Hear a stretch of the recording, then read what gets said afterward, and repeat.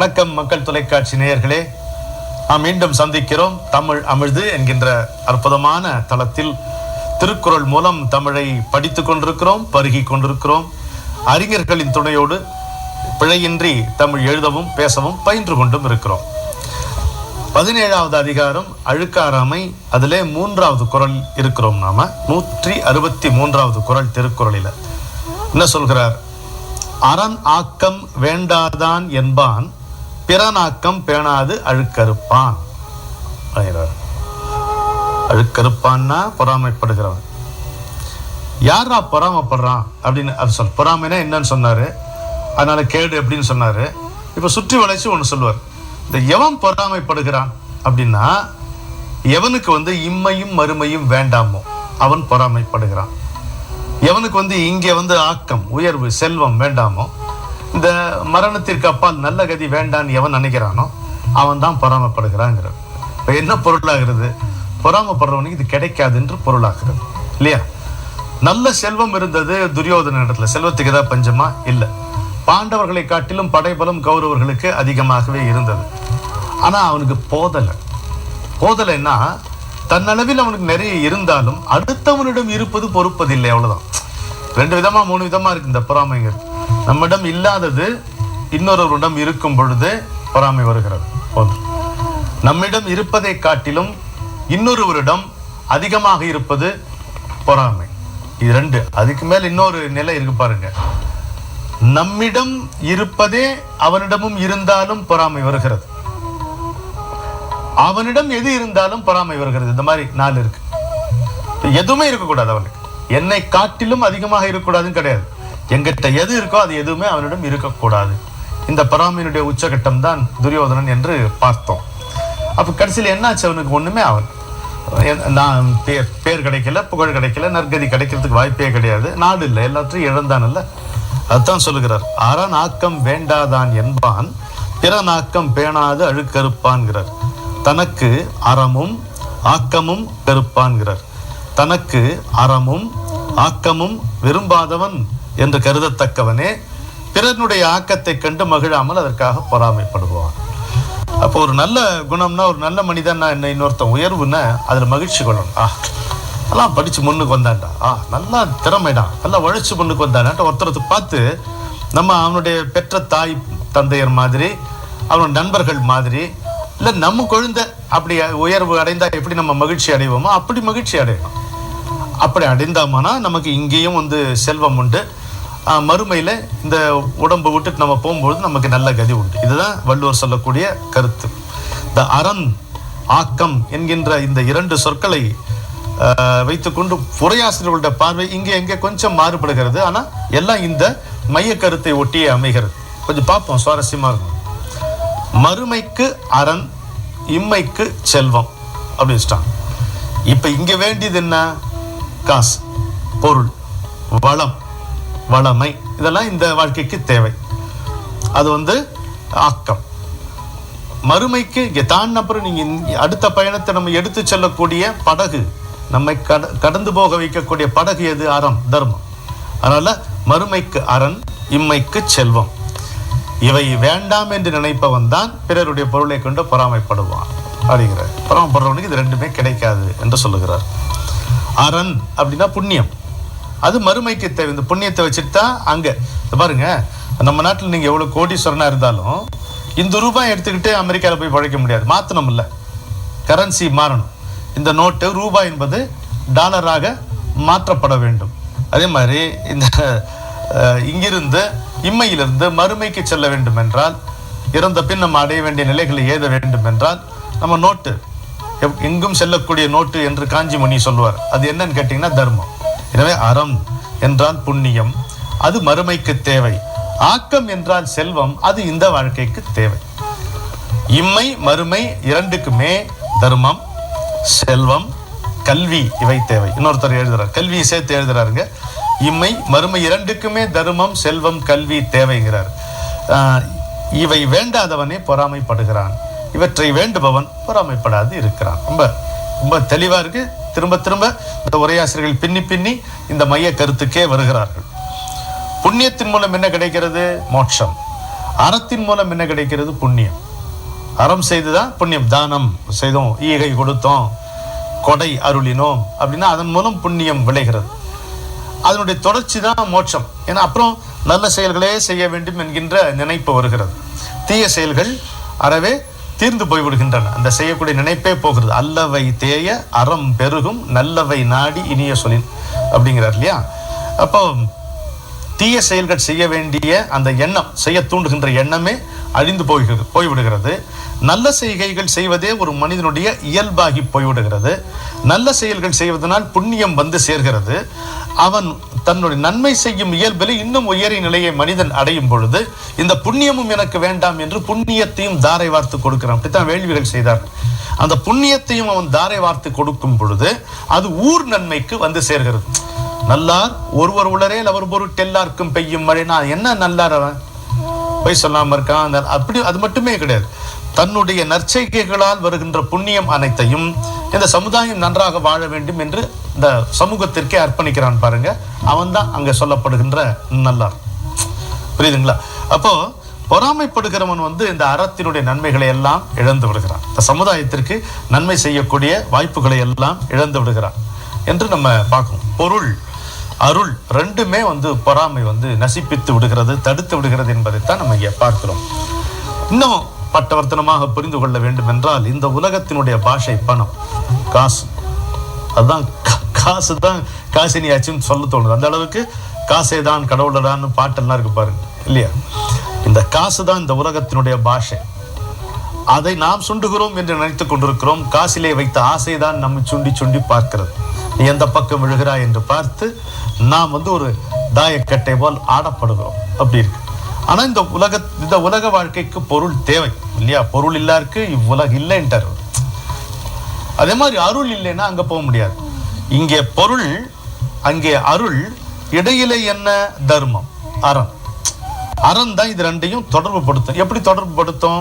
இங்கே பொருள் சம்பாதிப்பதே அற வழியில் என்ற மாதிரி ஆகும். Make your millions within the framework of dharma என்பார் என்னுடைய குருநாதர். அதாவது நீ லட்சமா சம்பாதி, ஆனா அறவழியில் அந்த பொருளை ஈட்டு. அப்படி அறவழியில் பொருளை ஈட்டி அந்த பொருளில் நல்ல பகுதி, கணிசமான பகுதி அற செயல்களுக்கு மற்றவர்களுக்கு கொடுத்தோமானால், பகிர்ந்து உண்டோமானால் அதே அறம் நம்மை புண்ணியத்தை தாண்டி இருக்கக்கூடிய மோட்சத்திற்கு அழைத்து செல்லும். பொறாமைப்படுகிறவன் இந்த இரண்டு வழிகளையுமே அடைத்து விட்டுகிறான். அவனுக்கு இங்கே செல்வமும் கிடைக்கப் போவதில்லை, நிலையான செல்வம் கிடைக்கப் போவதில்லை. அங்கே புகழுக்கெல்லாம் புகழான மோட்சம் அதுவும் அவனுக்கு கிடைக்கப் போவதில்லை. இதுதான் இந்த குறளினுடைய மைய கருத்தாக இருக்கிறது.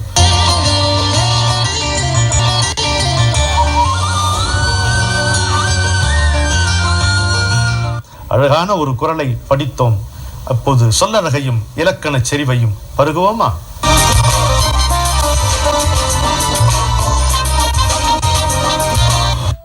முதல் சொல் அரண். திருக்குறளே அறநூல் தான். அரண் என்றால் அறம். நல்வினை, குட் டீட். குட் டீட், நல்வினை. அப்ப என்ன ஆகிறது? நல்வினை செயல்னு வரும்போது தொழிற்பெயர் ஆகிறது. நமக்கு தொழில் கவிதை, நாட்டு குழைத்தல், இமைப்பொழுதும் சோராதிருத்தல், இதெல்லாம் தொழிற்பெயர். பண்புதான், ஆனா தொழிற்பெயர் ஆகிறது. அரண் என்கின்ற சொல் நிறைய குறள் அவருக்கு நம்மளே பார்த்து, மனத்துக்கண் மாசிலனாதல் அனைத்தரண், அன்பும் அரணும் உடைத்தாயின் இல்வாழ்க்கை, பண்பும் பயனும் அது, ஆற்றின் ஒழுக்கி அரண் இழுக்கா இல்வாழ்க்கை. பார்த்திருக்கணும் இல்லையா? அரண் எனப்பட்டதே இல்வாழ்க்கை பார்த்தோம் இல்லையா? சிற்றின்பம் வெக்கி அரண் அல்ல செய்யாரே மற்ற இன்பம் வேண்டுபவர் பார்த்தோம் இல்லையா? அஞ்சுவது ஓரும் அரணே, நிறைய பார்த்திருக்கிறோம். அடுத்த சொல் ஆக்கம். இந்த சொல்லும் நிறைய முறை நம்ம பார்த்திருக்கிறோம். ஆக்கம் என்கின்ற சொல் அற்புதமான தமிழ் சொல். மேன்மேலும் உயர்தல் பேர் தான் ஆக்கம். இப்போ அதை நம்ம புரிந்து கொள்ள வேண்டும். பாரதியார் என்ன சொல்றார்? ஆதி பரம்பொருளின் ஊக்கம் அதை அன்னையன பணிதல் ஆக்கம். ஆதி பரம்பொருளின் ஊக்கம்.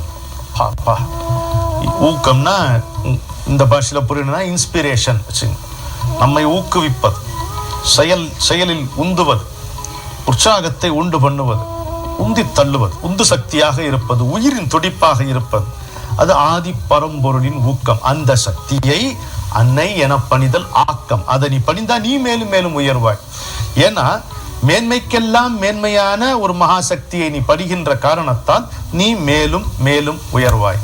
திரும்பவும் இங்க ஒரு சின்ன தமிழ் பயின்று கொண்டே போலாம். மென்மேல் கிடையாது, மென்மேலும் எழுதுகிறார்கள், மென்மேலும் என்று பேசுகிறார்கள், தவறு.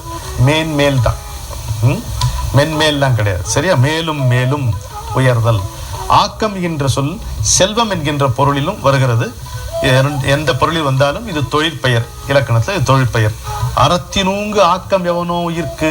அறத்தை தவிர பெரிய செல்வம் உண்டா, மேன்மை உண்டா? அறத்தினூங்கு ஆக்கமும் இல்லை, அதனை மரத்திலின் ஊங்கில்லை கேடுங்கிறார் இல்லையா? தர்மத்தை காட்டிலும் ஆக்கம் எதுவும் இல்லை, அதை மறந்து போறதை காட்டிலும் கேடு எதுவும் இல்லை. அதெல்லாம் பார்த்திருக்கிறோம். அழுக்காறு உடையான் கண் ஆக்கம் போன்று இல்லை, ஒழுக்கம் இல்லான் கண் உயர்வு. ஒழுக்கம் இல்லாதவங்கிட்ட உயர்வு இருக்கவே முடியாது. பொறாமை இருக்கிறவங்க கிட்ட ஆக்கம் செல்வம் இருக்க முடியாது. மேலும் மேலும் உயர்கின்ற தன்மை அவனுக்கு இருக்கவே முடியாதுங்கிறார்.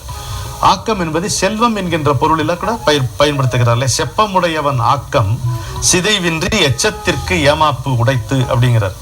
செப்பம்னா நடுவு நிலைமை, கோடாத தன்மை. நடுவு நிலைமை உடையவனுடைய செல்வம் சிதையாமல் அவனுடைய வாரிசுகளை அடையுங்கிறார். நீங்க பல இடங்கள்ல பாருங்க, யாரையும் குறிப்பிட்டு சொல்லலைங்க, அந்த மனசை கூட அது குறிப்பில்லை எனக்கு. ஒரு அடுத்த தலைமுறையிலேயே செல்வம் சின்ன பின்னமாகி போகிறது பார்த்துருக்கீங்களா? அவர் குடும்பமே செதஞ்சு போய் அவ்வளோ சம்பாதிச்சு வச்சிருப்பாரு அப்பா, அது அப்படியே போயிடுது. என்னன்னு கொஞ்சம் நம்ம விசாரிச்சு பார்க்கணும். இங்கே இந்த குரல் நமக்கு ஒரு துப்பு துலக்குவதற்கு ஒரு ஏற்பாடாக இருக்கிறது நினைக்கிறேன். செப்பமுடையவன் ஆக்கம், நடுவு நிலைமையில் இருந்து ஒருவன் சம்பாதித்த செல்வம் சிதைவின்றி அழிந்து போகாமல் எச்சத்திற்கு ஏமாப்பு உடைத்து வாரிசுகளுக்கு தொடர்ந்து அடையும், வாரிசுகளை தொடர்ந்து அடையும். இது தக்கார் தகவலர் என்பது அவரவர் எச்சத்தார் காணப்படும் வம்சாவளியே சொல்றார், வாரிசுகளை அங்க சொல்லுகிறார். அது மாதிரி காக்க பொருளா அடக்கத்தை, ஆக்கம் அதனினூங்கு இல்லை உயிர்க்கு. அடக்கம் என்பது அடக்கமுடைமை, பணிவாக இருப்பதை இல்ல, ஐம்புலன்கள் புலன் அடக்கத்தை பொருள் மாதிரி காக்கணுங்கிறார். வெளியே வைக்கிறோம், திண்ணையில வைக்கிறோம், ஒரு ரூபாய நம்ம கிட்ட இருக்கிறது கொஞ்சமா இருந்தாலும் அது உள்ளதானே வைக்க வேண்டிய இடத்துல தானே வைக்கிறோம். அப்படி பணிவு என்கின்ற பண்பை, அடக்கம் என்கின்ற பண்பை, புலனடக்கம் என்கின்ற ஆன்மீக பண்பை பொருள் மாதிரி நீங்க காக்கணும். ஏன்னா ஆக்கம் அதனினூங்கு இல்லை உயிருக்கு. உயிருக்கு அதை காட்டிலும் செல்வம் இல்லைங்கிறார். உடலுக்கு எப்படி இந்த காசு தேவைப்படுகிறதோ உயிருக்கு தேவைப்படுகின்ற அந்த கரன்சி, அந்த காசு என்னன்னு கேட்டீங்கன்னா அடக்கம் என்று அந்த குரல்ல வருகிறது. துணை நலம் ஆக்கம் தரும், வினை நலம் வேண்டிய எல்லாம் தருங்கிறார். வினை நலம் முயற்சி ஒரு பொருள் எடுத்துக்கிறாங்க. சில பேர் பழைய வினையை பத்தி சொல்றாங்க. அது இருந்து முயற்சி இருந்தா தானே அந்த வினை நல்லா இருக்கும். துணை நலம் இனத்தாருடைய துணை, அது ஆக்கம் தரும், அது செல்வம் தரும் என்று நமக்கு சொல்லுகிறார். அடுத்த சொல் என்ன இந்த குரலில்? வேண்டாதான் அப்படின்னு போடுறார். வேண்டாதான்னா விரும்பாதவன், பார்த்தாலே வேண்டுபவன். வேண்டாதான் எதிர்மறை, இலக்கணத்துல இது எதிர்மறையாகிறது. தீப்பால தான் பிறர்கண் செய்யற்க நோய்ப்பால தன்னை அடல் வேண்டாதான் அப்படிங்கிறார். எனக்கு துன்பம் என்ன சூழக்கூடாது அப்படின்னு எனக்கு ஒரு கருத்து இருந்துச்சுன்னா, ஆசை இருந்துச்சுன்னா, மற்றவர்களுக்கு நான் துன்பம் இல்லாம இருக்கணும், மற்றவர்களுக்கு துன்பம் விளைவிக்காமல் இருக்கணும். அப்பதான் அது சாத்தியமே தவிர வேற எந்த விதத்திலையும் அது நமக்கு கிடைக்காது. நம்ம என்ன நினைக்கிறோம், நாம எப்படி ஒண்ணா இருப்போம், ஆனா நமக்கு இன்பமே வரணும், நமக்கு துன்பமே வரக்கூடாது அப்படின்னு, அது சாத்தியமே இல்லைங்க. அது வரத்துக்கு எந்த விதமான வாய்ப்பும் இல்லை. அதை நம்ம சரியாக தெரிந்து கொள்ள வேண்டும். நமக்கு எப்பொழுதும் ஆக்கம் வேண்டும் என்றால் நம்ம மற்றவர்களுக்கு எந்த விதமான துன்பமும் விளைவிக்காமல் இருக்க வேண்டும். அப்பதான் ஒரு துணை நலம் ஆக்கம் தரும், வினை நலம் வேண்டிய எல்லாம் தரும் பார்த்தோம், பாத்தீங்களா? அது மாதிரி அடுத்த சொல் என்பான். என்ன சாதாரணமா தானே இருக்கு. இந்த சொல்லில் என்ன இருக்கு? என்று சொல்லப்படுபவன் பொருள். என்பான்னா என்று சொல்லப்படுபவன். சரி, இது செயப்பாட்டு வினையாட்சி. தமிழ்ல இந்த பாசிவ் வாய்ஸ் கம்மி, குறைவு தான். வடமொழியில வரும். எங்க அப்பா விசித்திரமா அது மொழிபெயர்த்து சொல்லுவார். இந்த நதி உன்னால் குளிக்கப்பட்டாளா? எப்படி இருக்கும்? இந்த நதியில் நீ குளிச்சேன்னு தானே கேட்கணும். உண்ணப்பட்ட உணவுடனும் உடுக்கப்பட்ட உடையுடனும் இருக்கப்பட்ட என்னால் இந்த பள்ளிக்கூடமானது போகப்படட்டும். இது என்னங்க பாஷை இது? இந்த செயற்பாட்டுன்னு பாசிவ் வாய்ஸ் வரும்போது இந்த பாடுபடுத்துது. நமக்கு அப்படி கிடையாது. இல்வாழ்வான் என்பான் இயல்புடைய மூவர்க்கும் நல்லாற்றின் என்ற துணை என்பானுக்காக சொல்ற. துறந்தார்க்கும் துவாதவர்க்கும் இல்வாழ்வான் இறந்தார்க்கும் இல்வாழ்வான் என்பான் துணை என்று சொல்லப்படுகிறவன். இல்வாழ்வான் என்று சொல்லப்படுவது fellow who is called householder இல்லையா? இயல்பினான் இல்வாழ்க்கை வாழ்பவன் என்பான் முயல்வாருள் எல்லாம் தலை. இந்த என்பானுக்கு வந்து என்று நன்கு மதிக்கப்படும் போன்ற பொருள்ல குரல் இருக்கு. எல்லாமை வேண்டுவான் என்பான் எனத்தொன்றும் கல்லாமை காக்க தன் நெஞ்சுங்கிறார். பிறர் வந்து எள்ளி நகையாடக்கூடாது என்ன அப்படின்னு விரும்புறவன் மனசுல திருட்டுத்தனம் இல்லாம இன்னொருத்தர் பொருளை திருடனுங்கிற நினைப்பில்லாம இருந்தா மற்றவர்கள் ஒன்றும் பரிகசிக்க மாட்டார்கள். ஊரே கூடி சிரிக்கும், திருடன்னு சேர்ந்து சிரிப்பான் நம்ம திருடுனா, தெரியுங்களா? இப்ப நம்ம நல்லா பேசிக்கிட்டு திருட்டுத்தனமா இன்னொருத்தன் பொருளை அபகரிச்சா வச்சுங்களேன், அது மாட்டிக்கிட்டோம் வச்சுங்க, நம்மளை பார்த்து பரிகாசம் பண்ணி சிரிக்கிற கூட்டத்துல தொழில்முறை திருடன் இருப்பான். எவ்வளவு கேவலம், தப்பாடுறா மாட்டிக்கிட்டு பரப்பிட்டு நாம சொல்லுவான். நம்மளை பார்த்து நமக்கே தெரியும் திருடன்ட்டு, ஆனா திருப்பி சொல்ல முடியாது. அதனால எல்லாம் அங்க எங்க வச்சா பாருங்க, ஊரே கூடி சிரிப்பதுதான் இந்த எள்ளுதல்ங்கிறது. அது இல்லாம இருக்கணும்னா கல்லாமை காக்க தன் நெஞ்சு என்று தெளிந்திருப்பவன் என்கின்ற பொருள்ல இந்த என்பான் வருகிறது. இன்பம் விழையான் இடும்பை இயல்பென்பான் துன்பம் உறுதல் இளன். எனக்கு இந்த இன்பம் தான் வேணும் அப்படின்னு இல்லாம இடும்பை இயல்பு, துன்பம்ன்றது இயல்பு தானே. இன்பம் நிலை இல்லைன்னா துன்பம் மட்டும் நிலை இல்லையா? நிலையா இருக்குமா? இன்பம் நிலை இல்லை என்றால் துன்பம் மட்டும் நிலையானதாக இருக்க முடியுமா? இந்த சமநிலையில் இருப்பவன் வந்து துன்பம் உறுதல் இலன். துன்பம் உறுதல் இலன், அவனை எந்த விதமான துன்பமும் பாதிக்காது. என்பான் என்று சொல்லுபவன் அப்படின்னு ஒரு பொருள்ல கையாளுகிறார். உலகத்தார் உண்டு என்பது இல் என்பான் வையத்து அலகையாய் வைக்கப்படும். அலகை என்று சொல்லுக்கு என்ன பொருள் தெரியுமா? பேய்னு பொருள். தமிழ் அழகான சொல் அலகை. சொல்ல அழகா இருக்கு, பொருள் பேய். அலகை என்றால் பேய். இந்த உலகத்தார் இது அப்படி ஒண்ணு இருக்குப்பா அப்படின்னா அதெல்லாம் ஒண்ணு இல்லை அப்படின்றா பாருங்க. அவங்கள இந்த உலகம் வந்து, அதுவும் உயர்ந்தோர்கள் வந்து இவன் மனுஷங்களை பேய் அப்படின்னு வச்சிருவாங்க. அவங்களுக்கு ஒரு மார்க், ஒரு ஸ்டாம்பு குத்தி வச்சிருவாங்க. என்ன ஸ்டாம்ப்? இது மனுஷனோட பேய் அப்படின்னு வைப்பாங்களாம். அங்க எள்ளி நகையாடுவதை பற்றி சொல்லுகிறாரு. இங்க எவ்வளவு பெரிய பதவி கொடுத்துருக்காரு பேய் அப்படின்ட்டு. நம்ம கவனமா இருக்கணும். சரி, அடுத்த சொல்ல பார்ப்போம். பிறன் என்கின்ற சொல். மற்றவன். பிறன்னா சட்டுன்னு சொல்லணும். பிறன்னா என்னன்னு கேட்டா கூடாது நம்ம. மற்றவன் பொருட்பெயர் இலக்கணத்துல. அறம் சாரா நல்குறவு ஈன்ற தாயானும் பிறன் போல நோக்கப்படும் அப்படிங்கிறான். இந்த ஒருவனுக்கு வறுமை வருதுன்னு வைங்களேன், அந்த வறுமைக்கு காரணம் அறவழியிலிருந்து அவன் தெரிஞ்சு போய் தப்பு தண்டா செஞ்சு அதனால அந்த வறுமை வந்ததுன்னா அவன் வந்து பெற்ற தாயாக இருந்தாலும் அந்த பெற்ற தாய் கூட அவனை அந்நியனாக கருதி புறக்கணிப்பாள்கிறார். எப்படி வச்சிருக்காரு பாருங்க. அந்த தாயினுடைய சிறப்பை காமிக்கிறார். ஒருவன் தப்பு தண்டா பண்ணி தவறான வழிகளில் ஈடுபட்டதனால் வறுமையை சீட்டாடி தொலைச்சான் வைங்களேன், சொத்தெல்லாம் கரைச்சான். ரேஸுக்கு போறான், சொத்தெல்லாம் கரைச்சான். குடிக்கிறான், சொத்தெல்லாம் அழிச்சான். ஒரே தலைமுறையில் நசிப்பிச்சு போச்சு. அப்ப தவறான வழிகளில் ஈடுபட்டு தான் அவனுக்கு இந்த வறுமை வந்திருக்குதுன்னா அவனுடைய தாயே வந்து அவனை அந்நியனாக அயலனாக கருதுவாள் அப்படிங்கிற, புறக்கணிப்பாள் அப்படின்னு சொல்றார். அடுத்த சொல் வந்து பேணாது. பேணாதுன்னா உவவாமல். உவவாமல் என்கின்ற சொல் இப்பதான் முதல்ல நம்ம பார்க்கிறோம். அருமையான உவவாமல்னா விரும்பாமல். இது வந்து உரிச்சொல், எதிர்மறை, வினை எச்சம். பேணாது அதுக்கப்புறம் முடியல பார்த்தீங்களா, அதனால எச்சம். ஆனா பேணுதல் என்பது வர்பு, வினைச்சொல். அதனால இது வினை எச்சமாகிறது. பேணாது பெண் விழைவான் ஆக்கம் பெரியதோர் நானாக நானு தரும். ரொம்ப அருமையான குரல். தன் ஆண்மையை எண்ணாமல் மனைவியின் விருப்பத்தையே விரும்புபவன் வசம் இருக்கும் செல்வம் ஆண்களுக்கெல்லாம் வெட்கம் தருவதுடன் அவனுக்கும் வெட்கம் தருவதாகும். என்ன தெரியுமா சொல்றாரு? இது ஏன் இந்த பெண் வழி சேரல்ங்கிற அதிகாரம் எழுதினாட்டு ரொம்ப பேருக்கு இன்னும் ஆராய்ச்சியில தான் இருக்கு. ஆனால் எழுதியிருக்கிறார். நம்ம அதை மறுக்க முடியாது, மறைக்க முடியாது. ஒரு மனைவி கிட்ட வந்து தேவையில்லாம ரொம்ப காலில் விழுந்து கிடக்கிறவனை பத்தி ஹென் பெக்டு ஹஸ்பண்ட்ஸ் அவங்கள பத்தி ஒரு அதிகாரமே எழுதியிருக்கிறார்.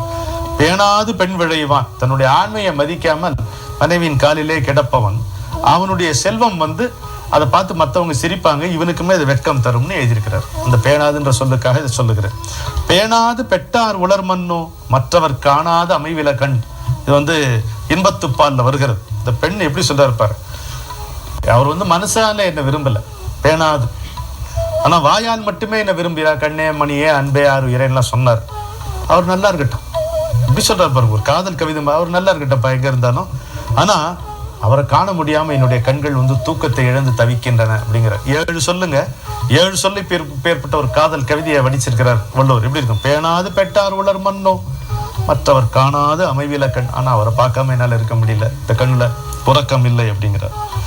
அவமதித்து அப்படிங்கிற பொருள் வருகிறது. பேணாது, பெரியாரை பேணாது ஒழுக்கி பெரியாரால் பேரா இடும்பை தரும். பெரியவர்களை மதிக்காம நடந்தா அந்த பெரியவர்களாலேயே நமக்கு தீராத துன்பம் வரும் அப்படிங்கிறார். பேரா இடும்பை. சரியா? பேணாது பெட்பவே செய்யினும் கொண்கனை காணாத அமையல கண். சரி, அதேதான் பெண்ணுடைய புலம்பல் தான். என்ன அவமதிச்சு அவர் தம்முடைய விருப்பப்படியே செய்தாலும் என்னுடைய கண்கள் அவரை காணாமல் இருப்பதில்லை, அவரைத்தான் என்னுடைய கண்கள் பார்க்கின்றன. பெண் சொல்லுகிற மாதிரி இருக்கு. அடுத்த சொல் அழுக்கறுப்பான்.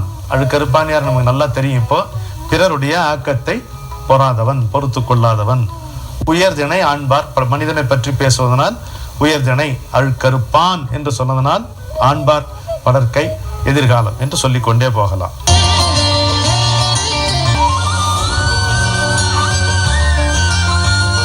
நல்ல குரலை படித்தோம், பருகினோம், கொஞ்சம் தமிழ் பயில்வோமா?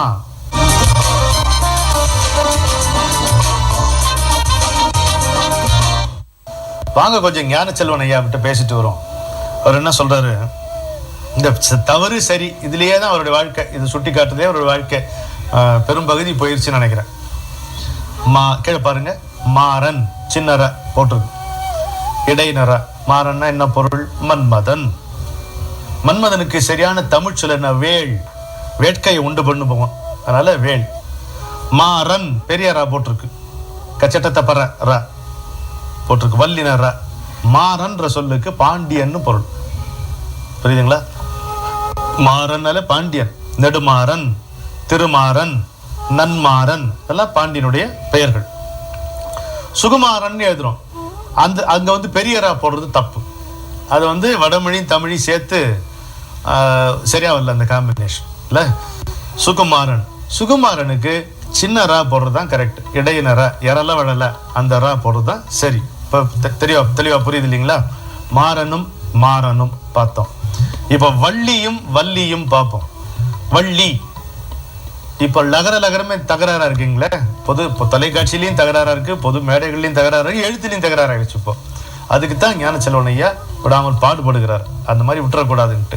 வள்ளி சொல்லும் போது வள்ளி அப்படின்னு அந்த வெள்ளி அப்படி அது மாதிரி இருக்கணும். வள்ளி என்பது யாரு? முருகனுடைய மனைவியினுடைய பெயர். இந்த வள்ளிக்கிழங்கு தோட்டத்துல கிழங்கு எடுக்கும் பொழுது அகழ்ந்தெடுத்த போது அங்கு கண்டெடுக்கப்பட்ட குழந்தை என்று சொல்வார். அதுக்கு கிருபானந்த வாரியர் அடிச்சார் பாருங்க, ஒரு அடி ரொம்ப சாமர்த்தியமான. அப்படிலாம் ஒண்ணு இல்லைங்க. அவர் சொல்றாரு, தம்பி அவன் பொன்னன் இவள் பொன்னி என்பது போல் முருகன் பெருமான் வள்ளல் இவள் வள்ளி என்றார். வள்ளலுக்கு பெண்பாலா வள்ளிங்கிறது வச்சார். யாருக்கு தோணும் இந்த சமத்காரம்? சரி, வள்ளி முருகனின் பெயர். வள்ளி, வள்ளினா கொடி, வள்ளினா கொடி. யோகத்துல அந்த வள்ளிய வள்ளி தான் வருது. வடமொழியில வள்ளிய வள்ளி தான் எடுத்துக்கிறாங்க. அந்த வள்ளி என்பது கொடிங்கிற பொருள்ல தான் வடமொழியிலே இருக்கு. என்ன கொடி? அந்த மின்னற் கொடி, உள்ளே போகக்கூடிய அந்த குண்டலினி என்கின்ற நெருப்பு கொடி, அதை அவர்கள் குறிப்பிடுகிறார்கள். ஆனா நம்ம தமிழ்ல சொல்லும் பொழுது கொடி போன்று பெண்களில் சிலர் கொடி போன்று இருப்பதால் அவர்களுக்கு அமுதவல்லி, குமுதவல்லி அப்படிங்கிற பெயர்களும் உண்டு. மாறனும் பார்த்தோம், வள்ளியும் வள்ளியும் பார்த்தோம். இப்ப கொஞ்சம் கைமாறு பார்ப்போமா? ரொம்ப மாற்றம் பார்த்துங்க. கைமாறு அப்படின்னா ஒருவர் கையில் இருந்து மற்றவருடைய கைக்கு பொருள் மாறுவது கைமாத்து. கொஞ்சம் கைமாத்தா பணம் கூட தானே சொல்றோம் இல்லையா? கொஞ்சம் கைமாத்தா உன் கையில இருந்து என் கைக்கு வருவது. ஏன்னா நீ கைமாத்துன்னு சொல்லிட்டு வாங்கிட்டு போனியே, என்ன ஆச்சுரான்னு கேட்கிறோம் பாருங்க. நம்ம கையிலிருந்து அவன் கைக்கு போன பொருள். எனவே ஒருவர் கையிலிருந்து மற்றவர் கைக்கு செல்லுகின்ற பொருள் கைமாறு. கைமாறு அப்படின்னா உதவிக்கு மறு உதவி. கைமாறு வேண்டா கடப்பாடு மாறி மாட்டி எந்நாற்றுங்கொல்லோ உலகம் என்று நம்ம வான் சிறப்பு அதிகாரத்துல பார்க்கிறோம். எந்நாற்றுங்கொல்லோ உலகம், அதாவது எந்த விதமான பிரதி உபகாரமும் எதிர்பார்க்காமல் பெய்கின்ற இந்த மழை எப்படி பெய்யவில்லை என்றால் இந்த உலகம் என்ன ஆகும் அப்படின்னு கேட்கிறாங்க. அது கைமாறு. ஐயா, மழைக்கும் மண்ணுக்கு நடுவுல கைமாத்து எதுவும் கிடையாது, கைமாறுதான் உண்டு. அது எந்த விதமான பிரதி உபகாரமும் எதிர்பார்க்காமல் அந்த கடப்பாடுனா ஆப்ளிகேஷன், கடமைக்கு டியூட்டிக்கு மேல இருப்பது, அது ஒரு ஆப்ளிகேஷனா கருதி இயற்கை மழை பெய்கிறது இங்கே இல்லையா?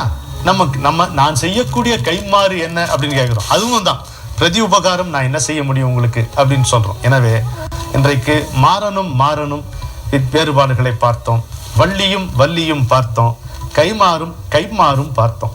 எனவே இந்த பிழைகளை இனியிலிருந்தாவது நாம் எழுதும் பொழுது தவிர்த்து கொள்வோம். பேசும் பொழுதும் உங்களுக்கு கொஞ்சம் கைமாறு கொடுங்கன்னு கேட்க முடியாது, கைமாத்து தான் நம்ம கேட்க முடியும் இல்லையா? இப்படி அழகாக தமிழ் படிப்போம், பருகுவோம், பயில்வோம், மேலும் மேலும் சந்திப்போம். வணக்கம்.